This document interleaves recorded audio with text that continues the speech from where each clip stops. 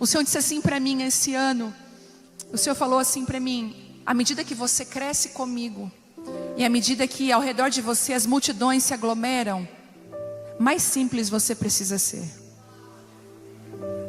Aquilo que é pequeno pode até ser sofisticado, mas você não. Quando Deus nos chama a tocar multidões, nós precisamos entender e ser simples como Jesus. É igual Paulo dizia: Timóteo, eles podem, você não. Tem algumas coisas que você vai ver pessoas fazendo e acontecendo, e você vai, nossa, então é isso, seu filho, eles podem, você não. Nós precisamos entender aquilo que carregamos, como que é a nossa movimentação. Eu ouvi muito aqui nos Estados Unidos palavras de pessoas que falaram para mim: por que você não faz isso? Por que você não faz aquilo? E olhando para a pessoa falando para mim, eu falei: essa pessoa não é má, ela não é ruim, mas ela está me dando uma direção conforme aquilo que ela está vendo. Mas eu não posso pegar uma direção do lugar que ela está, porque a direção que eu tenho vem dos céus, vem de Deus. É isso que nós precisamos entender. E o Senhor falou algo comigo. O Senhor disse: agora se prepare as mulheres para as tendas. E eu falei: Deus, prepara as mulheres para a tenda? O que significa isso? E eu passei dias perguntando ao Senhor: Senhor, o que significa tenda? E o Senhor falou assim comigo: filha, eu não tenho saudade do templo de Salomão. Até construíram, né, o templo, mas o Senhor falou: é muito bonito, é magnífico, mas não é dele que eu tenho saudade. Eu tenho saudade do que acontecia na tenda de Davi. É por isso que você está vendo o Senhor permitir que estruturas caiam nesses últimos dias, ao ponto de você dizer assim: Senhor, é só o Senhor que eu tenho, eu não tenho mais nada. Eu gostava do ministro tal, despencou. Eu gostava da estrutura tal, eu me espelhava, despencou. Para onde, Senhor, eu vou olhar? E a gente vai dizer igual Pedro: é só o Senhor que tem palavras de vida eterna. Talvez você chegou aqui decepcionada, desanimada, porque fulano de tal errou, a igreja tal está passando por uma crise, a denominação tal está passando por um problema, e o Senhor está falando: eu estou abalando as estruturas, porque eu não tenho saudade de estrutura, eu tenho saudade da tenda, do templo, é da tenda. E a tenda tem algo que eu amo. Se você tem uma estrutura pesada, você não consegue movimentar ela. Mas se você tem uma tenda, você junta tudo e se move para onde os céus estão te chamando. Inclusive esse era o modelo de o povo andar. A própria nuvem os guiava, a nuvem da presença de Deus. Se você está preso numa estrutura, você fica preso a ela, e quando a nuvem está indo, você diz: eu não posso, eu construí algo muito pesado para carregar.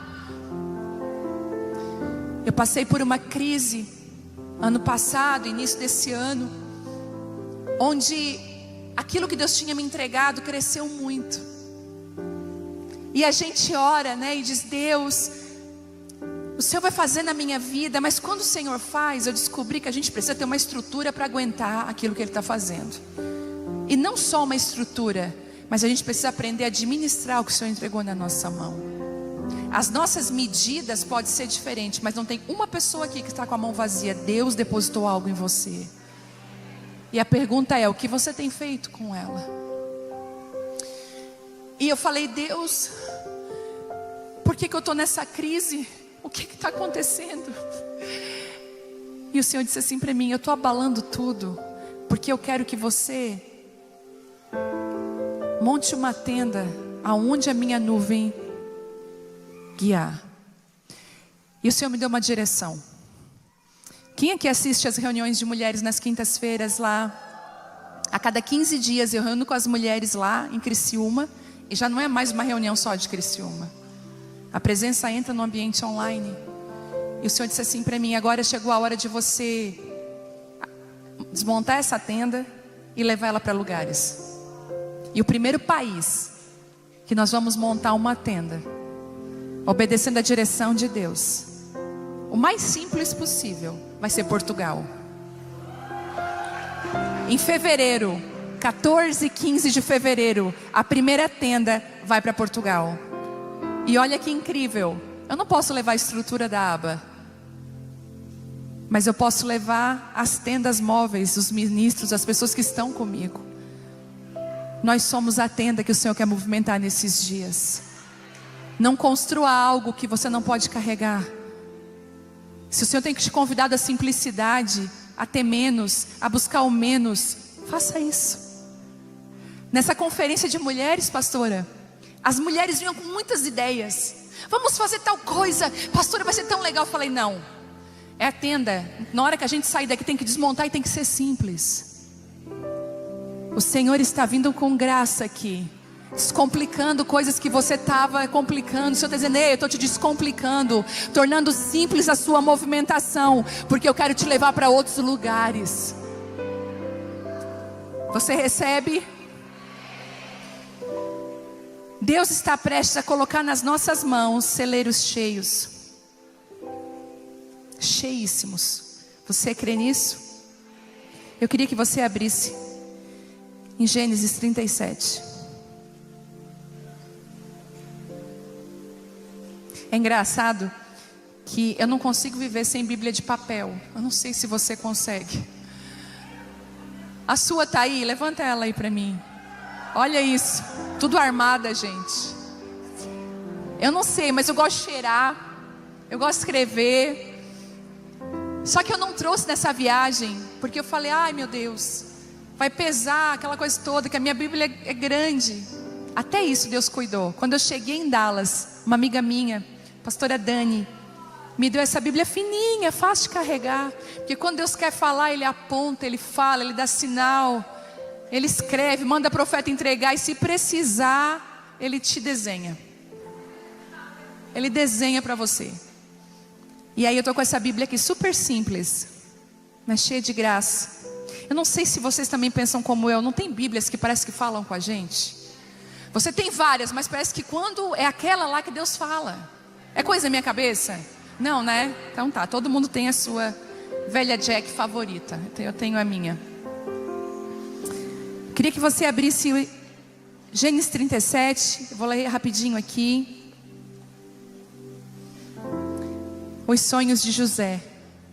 O tema. Jacó habitou na terra de Canaã, onde seu pai tinha vivido como estrangeiro. Essa é a história da família de Jacó. Quando José tinha 17 anos, pastoreava os rebanhos com seus irmãos, ajudava os filhos de Bila e os filhos de Zilpa, mulheres de seu pai, e contava ao pai a má fama deles. Ora, Israel gostava mais de José do que qualquer outro filho, porque lhe havia nascido em sua velhice, e por isso mandou fazer para ele uma túnica longa. Quando seus irmãos viram que o pai gostava mais dele do que de qualquer outro filho, o odiaram e não conseguiam falar com ele amigavelmente. E certa vez José teve um sonho, e quando contou a seus irmãos, eles passaram a odiá-lo ainda mais. Ouçam o sonho que tive, disse-lhes. Estávamos amarrando os feixes de trigo no campo, e quando o meu feixe se levantou e ficou em pé, e os seus feixes se juntaram ao redor do meu e se curvaram diante dele. Seus irmãos lhe disseram: então você vai reinar sobre nós? Quer dizer que você vai nos governar? E o odiaram ainda mais por causa do sonho do que tinha dito. Depois teve outro sonho e o contou aos seus irmãos. Tive outro sonho, e dessa vez o sol e a lua e as 11 estrelas se curvavam diante de mim. Quando contou ao pai e aos irmãos, o pai repreendeu e lhe disse: que sonho foi esse que você teve? Será que eu e sua mãe e seus irmãos viveremos a nos curvar até o chão diante de você? Assim seus irmãos tiveram ciúmes dele, e o pai, no entanto, refletia naquilo. Até aqui. Deus vai começar a ampliar muito o que Ele está fazendo através de cada uma de nós. Não vai ser mais algo pequeno, modesto. É por isso que Ele requer da gente simplicidade, porque vai crescer. Ele liberou uma palavra de crescimento. Ele liberou uma palavra, principalmente para as mulheres nas nações. No Brasil está acontecendo algo lindo com as mulheres. A nossa conferência agora, 11.600 mulheres. Num lugar, eu fiquei apavorada, era um mar de mulheres. Eu fui em outra conferência em São Paulo, mais 10 mil. Eu fui em outra no interior de São Paulo, mais 10 mil. Uma em Cuiabá, teve uma em Cuiabá, mais 10 mil. E eu falei, Deus, o que o Senhor está fazendo? A gente vem para cá agora aqui em Boston, hoje aqui, mais de 2 mil mulheres. Colocar 2 mil mulheres aqui é como colocar 10 mil no Brasil. Uma fome, uma sede. O Senhor vai começar a chamar mulheres de governo, mulheres com o coração para administrar celeiros, mulheres administrativas, inteligentes, um nível de sabedoria tão grande. Ele vai começar a depositar em nós. Só que existe características para você administrar celeiros. E incrível como que, escuta o que eu vou falar para você. No deserto, o deserto foi uma grande estratégia de Deus para amadurecer o povo. Mas às vezes a gente não se permite ser amadurecido, a gente endurece, mas não amadurece. E quando a gente endurece, a gente não é flexível àquilo que o Espírito quer fazer. Muitas vezes nós quebramos e partimos no meio. E o Senhor está falando que você não seja enrijecida, mas amadurecida. Que os sofrimentos, que as tempestades, que as situações difíceis não te deixe mais dura, seca, vazia, mas te deixe flexível, amadurecida, experiente, inteligente, cheia da glória de Deus.